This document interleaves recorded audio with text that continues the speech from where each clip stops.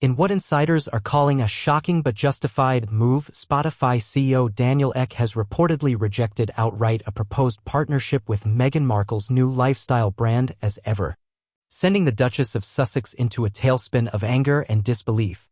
The rejection, which sources close to Spotify say was swift and final, reflects a growing reluctance in the business world to align with the former royal whose ventures continue to underperform and polarize.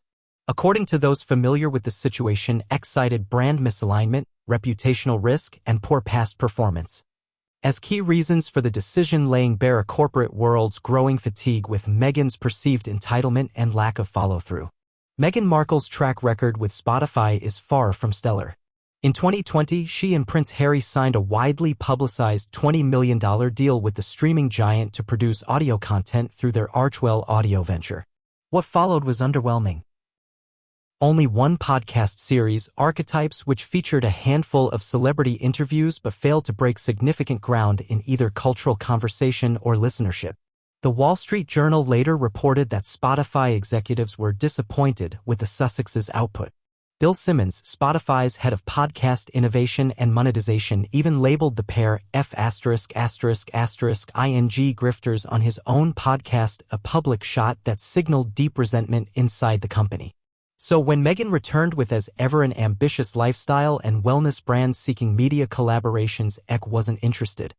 The brand doesn't align with our future direction and past experiences speak for themselves, said a Spotify insider. Translation: Meghan overpromised and underdelivered, and Spotify is done playing along. While Meghan continues to position herself as a modern feminist voice and entrepreneurial visionary, those in the entertainment and corporate sectors are telling a different story. One of ego, mismanagement, and vanity branding. Former Archwell employees, speaking anonymously, have described her as demanding, inflexible, and obsessed with curating image over creating value. In Meghan's world, optics are everything. But corporations like Spotify care about results. And in that realm, Meghan has repeatedly come up short. According to Nielsen ratings and internal Spotify data leaked last year, Archetypes suffered from inconsistent listenership and minimal re-engagement from audiences, both key indicators for advertising and content viability. Meghan's brand sells in headlines, but it doesn't perform in market, said one senior exec at a rival media platform. There's a real sense that she believes her title alone should guarantee her a seat at the table. The As Ever brand, reportedly set to include products in home goods, health, wellness, and digital content, has already drawn comparisons to Gwyneth Paltrow's Goop. Though many argue Meghan lacks both the credibility and entrepreneurial instincts that made Goop successful. Trademark applications filed earlier this year revealed an ambitious product roadmap, but so far, there's no evidence of a solid content strategy, logistics team, or investment backing outside Meghan's personal PR network. The brand feels like another vanity project, said brand consultant Marsha Lane. It's beautifully packaged but has no clear reason for existing except to keep Meghan in the conversation.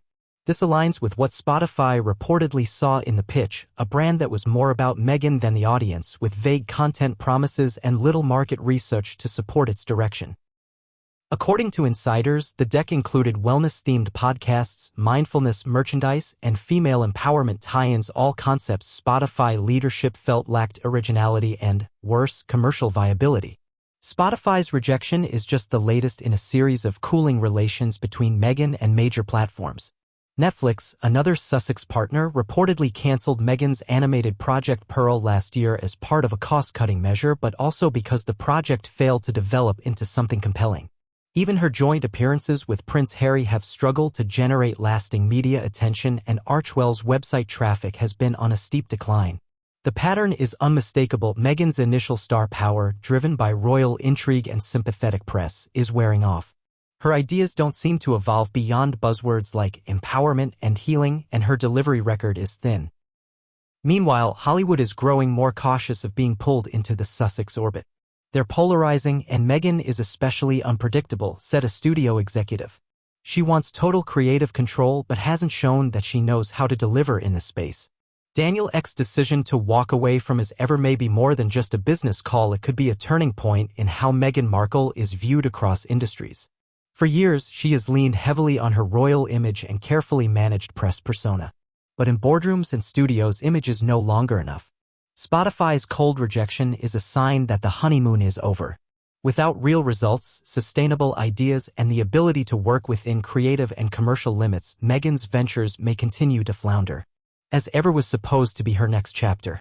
Instead, it may be remembered as the latest reminder that in the real world of business, titles mean little and results mean everything. It's a harsh but necessary reality check for the Duchess of Sussex, whose post-royal brand has been built more on media spectacle than meaningful substance. Meghan Markle's ambitious plans for as ever meant to be a polished fusion of wellness, luxury, and empowerment now face serious credibility challenges. Without institutional backing like Spotify and with her Netflix projects under scrutiny for low performance, Meghan may be running out of both allies and goodwill in the commercial world.